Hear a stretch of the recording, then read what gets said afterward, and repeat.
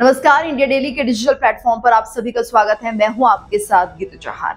और भारत पाकिस्तान के बीच जिस तरह से हालात बने हुए हैं और ऐसे में इन हालातों को लेकर ये देखिए कि पाकिस्तान बौखलाया हुआ है, डर में है। लेकिन शायद आपने शेख चिल्ली के किस्से खूब सुने होंगे और पाकिस्तान के वजीर आजम शहबाज शरीफ उसी अंदाज में शेखी बगा रहे हैं।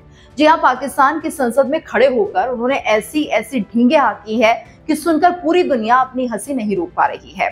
तो देखिए, बीती रात को करीब 1:15 बजे के करीब पाकिस्तान के आतंकी ठिकानों पर ऑपरेशन सिंदूर के तहत भारत ने बड़ी स्ट्राइक कर दी और आतंक के 9 ठिकानों को नेस्तनाबूद कर दिया।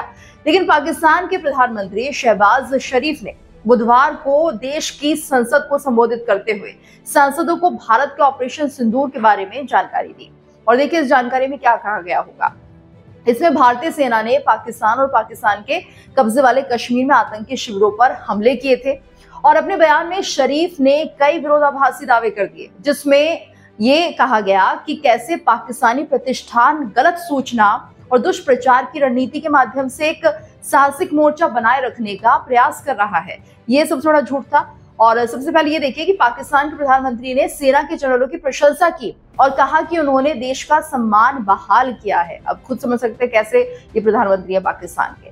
तो पाकिस्तानी सेना भारतीय हमलों के जवाब में जवाबी कार्रवाई के बारे में निराधार दावे कर रही है और पाकिस्तानी मीडिया पुराने वीडियो और तस्वीरों का उपयोग करके गलत सूचना को बढ़ा चढ़ाकर पेश कर रहे हैं। तो ये शहबाज कहते हुए नजर आ रहे हैं। उन्होंने ये भी दावे कर दिए कि हमने भारत के 3 राफेल को मार गिराया है। तो शहबाज इतने पर ही नहीं रुकते हैं। देखिए, उन्होंने क्या कहा। उन्होंने कहा कि हमने बीती रात हिंदुस्तान को दिखा दिया कि हम क्या हैं, क्या चीज हैं हम। तो ये विडंबना है कि पाकिस्तान के प्रधानमंत्री अपनी सेना की तारीफ करते हैं, लेकिन ये संकट सबसे पहले जनरलों और उनकी नीतियों के कारण ही पैदा हुआ है।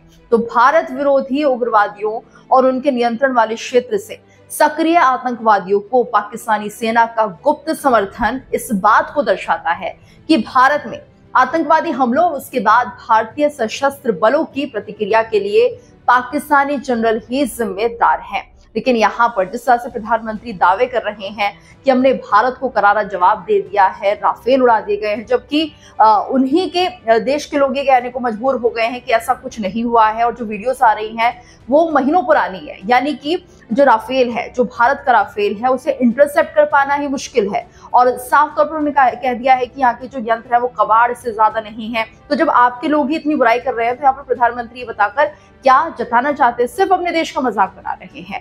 आप इस खबर को लेकर क्या राय रखते हैं? कमेंट करके जरूर बताइए।